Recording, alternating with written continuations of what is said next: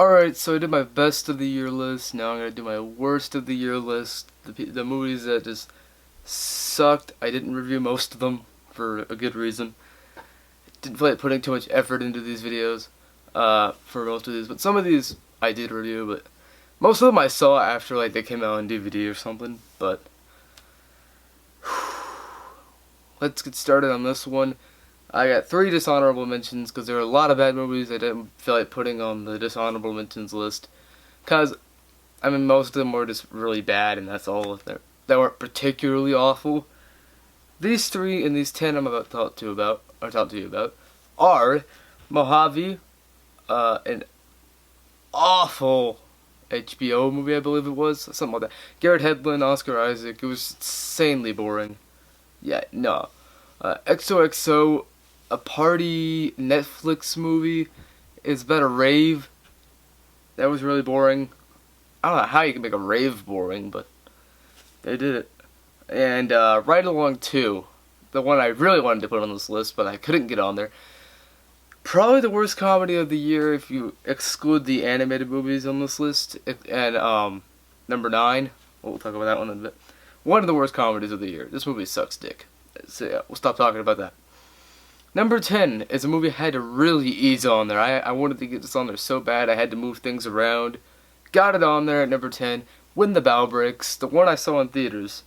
The only one of these I saw in theaters. Yeah, this freaking movie. Ugh. It's been done so many times before. It's Screen Gems' September thriller obsession movie. They've done it several times before. This is the new one. It happens every year. Yeah, every year, pretty much. I mean, sometimes they'll skip out on a year, but pretty much every year. And they're all awful. Just stop, please. Alright, number 9 is the worst live-action comedy of the year. 9 Lives. This movie is not good. It sucks. Yeah, it's awful. Don't watch it, please. They tried, which is the saddest part. Everyone in this movie has done good things outside of this movie. Barry Sonnenfeld has done Men in Black. Men in Black is great. Kevin Spacey's done movies like LA Confidential, one of my favorite movies. Or something like, say, Glengarry Glen Ross, stuff like that.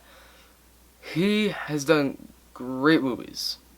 American Beauty, another one of my favorite movies. I'm trying to think of more. So we know these people are good. Not in this movie. I'm done. I'm done. These movies are just... no. Number 8 is a movie I actually wanted to see because I was intrigued by the concept, and that was Cell. Yeah, Cell, it's awful. This is a laughably bad movie, at times. Sometimes it's just painstakingly boring, but it is pretty much like not a room scenario per se, but it's almost that bad. God. We're only at number 8. I don't want to talk about these movies anymore. Number 7, Shut In. One of the more uneventful movies on my list, and that's really why it makes it on here. Well, sorry. The first 2 acts of the movie are insanely uneventful. Nothing happens. There's a lot of dream sequences. Nothing of importance happens at all. And the 3rd act is where it gets even worse. Like, the first 2 acts were insanely uneventful, whatever. That was just bad. The 3rd act just goes all out insanely bad. Not in a fun way either. Just, it's so dumb, it makes no sense. Done. Alright. The Disappointments Room is number 6. Disappointments Room is the most uneventful movie on this list.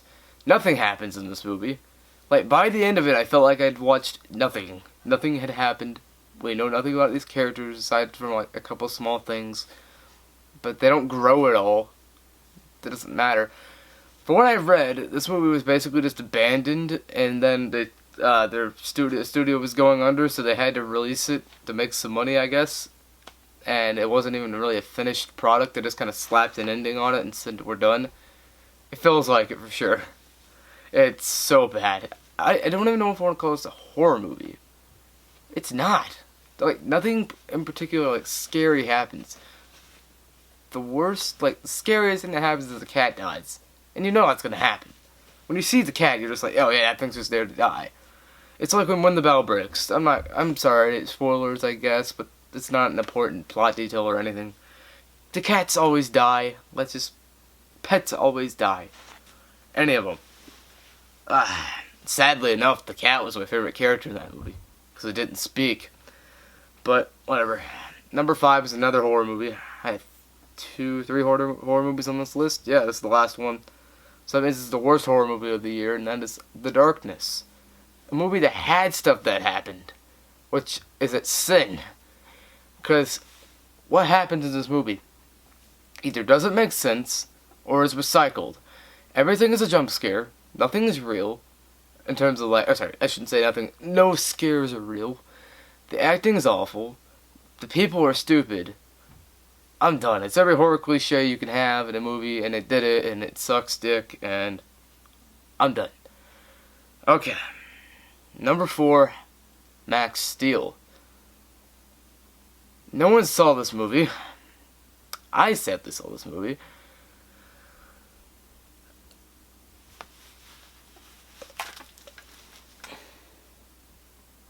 Sorry. Sorry.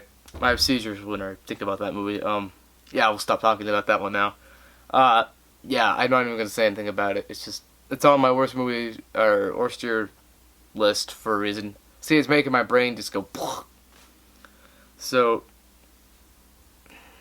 yeah. Number 3 is a Netflix, or not a Netflix movie, but a movie I watched on Netflix that I didn't know was a 2016 release for a while. God's Club. This is a Christian movie. I watched it to make fun of it, and it's good for that. But it is insufferable to get through. Oh my god. Talk about a bad Christian movie. Like, I saw God's Not Dead 2. It sucks. I'm sorry. Yeah, it's awful. But, actually it almost made the dishonorable mentions list, but it's not quite awful enough. I can watch that movie and think it's okay from a technical standpoint. Not from a writing standpoint. From a technical standpoint. It sucks. But God's Club, from every standpoint, the actors, whoa. This is the worst acting I've seen all year. Oh god. The line delivery, everything. Every Christian movie cliche is in this movie. I actually took a page of notes about this movie, because we planned to make it a freaking eye-rape episode one day. That might still happen, actually. I'm thinking about it still. Yeah, this movie sucks. Number 2, my top 2 are animated movies, so you could probably see where this is going. The Wildlife, another movie no one saw, but I saw it.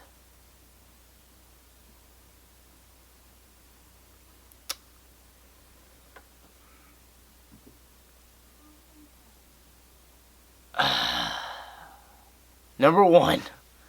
I'm sorry, I can't do it. I can't. Norm of the North. I can't believe I just said that. See? Said that title. That seizure for Max Steel's coming back. Okay, so you have a movie about a polar bear. This is an animated movie, keep this in mind. Voiced by Rob Schneider. There you go. You know why this is awful now.